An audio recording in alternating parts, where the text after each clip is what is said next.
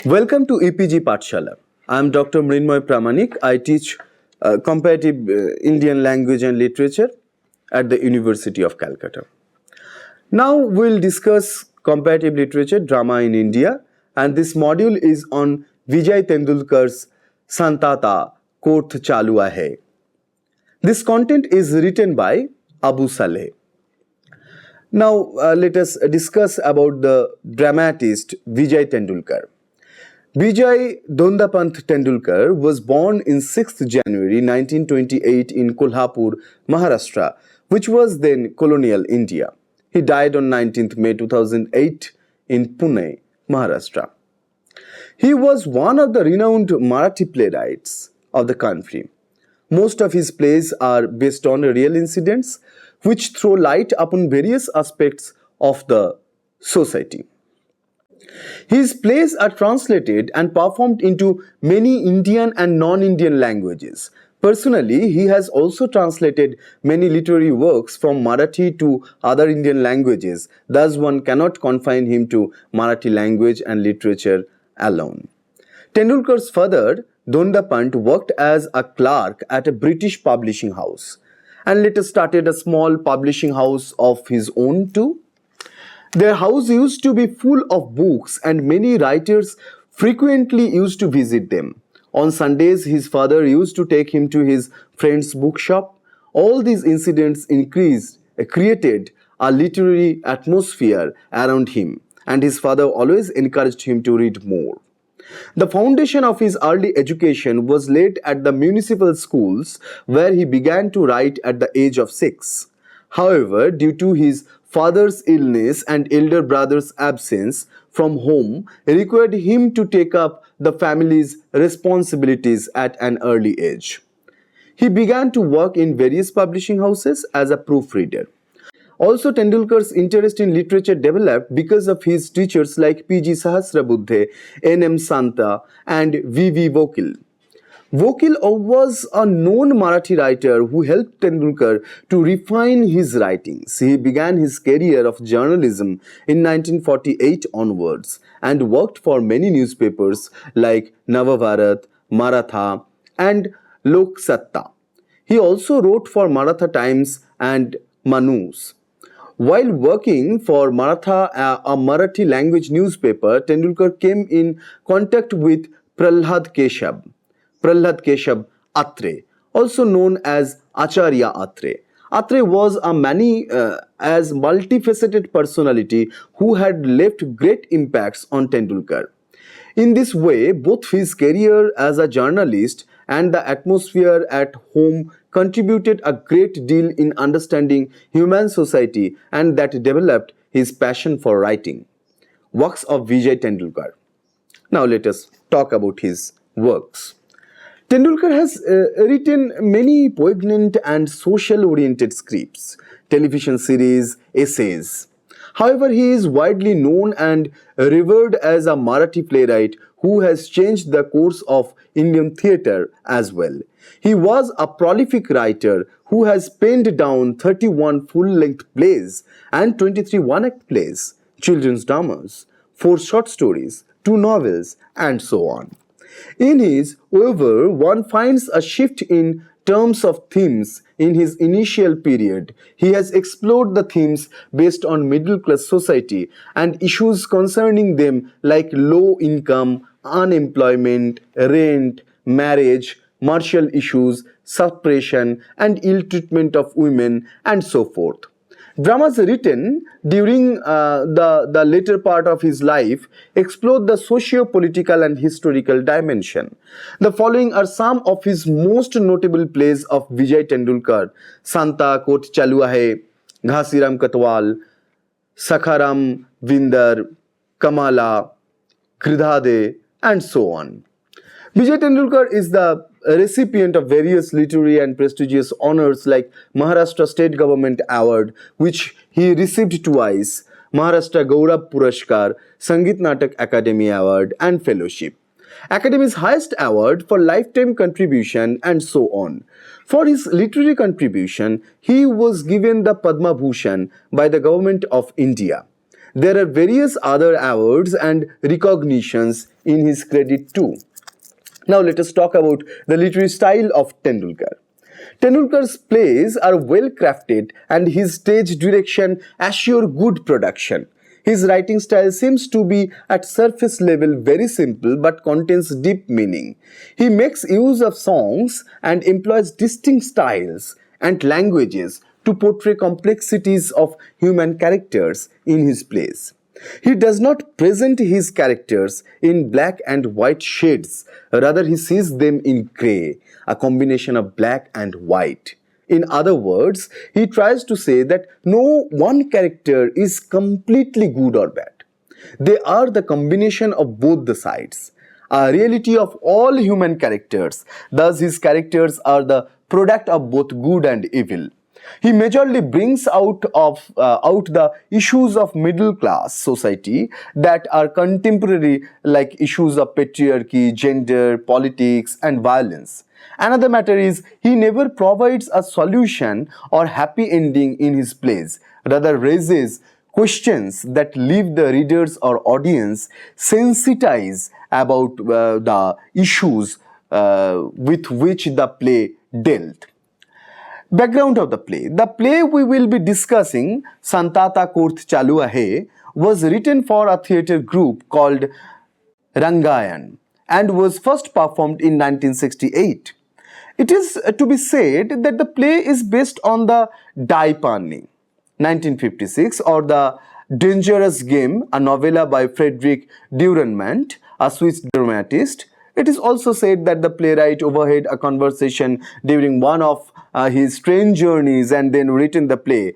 Various characters and names are inspired from many contemporary works of that time. In Marathi, for the first time, it was directed by Arvind Deshpande and the noted actor Sulva Deshpande acted in the lead role. Later, the play has been translated and performed into various Indian and non-Indian languages too. In 1971, the play was presented in English by the Madras Players at the Museum Theatre, Madras, which was directed by Ammu Matthew. It has been translated into English by Priya Adarkar as Silence, the Court is in Session, which has been published by the Oxford University Press in 1978. The play also was adapted in Marathi and Hindi cinema by acclaimed directors like Satyadev Dubey, who made a film on it in 1971. Many noted actors like Amal Palekar and Amresh Puri acted in the film. The play has also been broadcasted by the BBC in English. Now, let us talk about the stage direction and instruction and all these things related with the performance of the play. The play takes place in an evening and it is set in an old community hall of a village. The hall is used by the villagers to conduct their social and cultural activities. Setting of the stage is important to understand the mode and atmosphere of the play, especially for the readers. It is a significant part of a play. The following are the notes by the playwright that describes the stage setting. The play takes place in a completely empty hall that has two doors, one to enter and the other to go into another adjoining room. The hall has built-in platform, one or two wooden chairs, an old box, a stool and various miscellaneous things lie together in disarray like in a lumber room. An out-of-order clock hangs on the wall. Some worn out portraits of the national leaders. There is also a wooden board with the names of donors. A picture of Lord Ganesha is hanging on the door and the door is closed. This is the general setting of the play. Further, there are other aspects also. There is a play within a play as the plot of this play. All the characters of the play come to a small village to perform a play. In the absence of a character, it is decided that Samant, one of the villagers, will play the role. The problem arises as Samant is unaware of the court procedures. Thus, in order to show the court procedure to Mr. Samath, the other characters perform a mock trial of the play. Now, let us talk about the brief summary of the play. The play is meaningfully devised against Leela Benare, the protagonist of the play. In this mock trial, Mrs. Benare is accused of infanticide. Where all the characters stand against her, she remains on the other side. The play gradually reveals the reality, and it turns out that Mrs. Benare is in fact pregnant, but she is unmarried. She is a victim of patriarchal society which looks at women as an object of the lust. At the age of 15, her uncle sexually exploited her, and later she was harassed by Professor Damle. Further, she no more believes in men and resolves to give birth to her child. The child is illegal in the eyes of the society. Thus, all the characters of the play torture her for the illegal act and sentenced her to undertake an abortion. Major characters of the play. There are few major characters in the play. Let us discuss some of them in order to appearance. One among them is Raghu Samant. Samant is a local person from the village. He is an important element of the play who keeps the play moving. It is for him the mock trial is staged, as he is unaware of the court proceedings. Thus, to give him the feel of court proceedings, the whole mock trial begins. He appears on the stage holding a lock and key, a toy parrot and a book. He seems to be sympathetic towards Mr. Benare and in a way acts as a ray of hope for her in this cruel society. Mrs. Lila Benare. Lila Benare is the protagonist of the play. She is a teacher by profession and keeps her professional and personal life separate. She is full of life and courageous too. She is an independent and progressive woman who does not care about social norms and customs. In the play, she shows her moral courage by publicly accepting her mistakes. She arrives on the stage holding a basket of equipments and a purse. Now, rest of the characters like Sukhatme, Pangse, and Balu Ragde arrives together. Later comes Mr. and Mrs. Khashikar on the scene together. Mrs. Khashikar. Another major character is Mrs. Khashikar. She is completely different from Mrs. Benare. She is introduced by Mrs. Benare as Mrs. Hand that rocks our cradle. She does not have children. She is a traditional woman who is married and wants to have children. She is completely controlled by her husband. Mr. Khashikar, sometimes she worries about society also. She enters, she stage unconsciously stroking the garland in her hair. Mr. Khashikar. Mr. Khashikar is the husband of Mrs. Khashikar. He is a self-proclaimed social reformer. In the mock trial, he plays the role of the judge. In many occasions, he shows his prejudices over women issues. He is introduced in the play as Mr. Prime Objective by Miss Benare. He sees himself as the man, as intelligent and superior. Other minor characters like Professor Damle. He is a married man and has children. He is the father of Mrs. Banare's child, but he backs from his responsibilities. He never arrives on the stage. He is introduced in the play when Ragde suddenly remembers that he has not arrived and says no, Mrs. Khashikar. Benare, on hearing Professor Damle's name, suddenly falls silent and motionless. Sukhatma, Balu, Karnik, and Pongse, these four characters act as symbol of orthodox society. Sukhatme is a showy expert in the matters of law. Pangse is an intermediate failed science student who thinks himself as a scientist. Karnik is an experiment theatre artist. They arrive along with mock law court's general factotum, 2 or 3 suitcases, 2 bags, a battery-operated microphone set, etc. Servant. Servant enters the hall carrying 2 wooden enclosures, the dock and the witness box. Pangse pay him and he leaves the stage. Now let us talk about the major themes of the play. The play deals with 2 major important themes, that is middle class hypocrisy and man versus woman. These are universal issues and themes that time and again it becomes important to relook and reflect upon them. In the play, it focuses on the Indian society at that point of time and the attitude towards women issues. Now we will discuss these two matters as they have presented in the play. Middle class hypocrisy. With this play, the playwright brings to light the deep-seated feigned moral values and hypocrisy of middle-class society, more specifically man's attitude towards women. It is through the ordeal of an independent single woman's life who wants to give birth to a child out of wedlock. Tendulkar demonstrates the hypocrisy of middle class values. He does this through the mock trial. According to him, every middle class man is basically devoid of human understanding and significance of life. They are in a way hollow and have nothing but the bogus moral values. Once the mock trial begins, Mrs. Benare's fellow actors, who represent the macrocosm of the society, reveals their actual face. They plot against Mrs. Benare, who has transgressed societal values. She has committed the crime of losing her virginity before her marriage and is also pregnant now out of wedlock. The trial begins with Mr. Kashikar's sudden interrogative question, "Prisoner Mrs. Benare, under section number 302 of the Indian Penal Code, you were accused of the crime of infanticide. Are you guilty of the aforementioned crime?" On this question, Mrs. Benare is dumbfounded. In the courtroom and also while discussing serious issues, the casual attitude of pan-spitting, smoking and ear-picking have been masterly shown.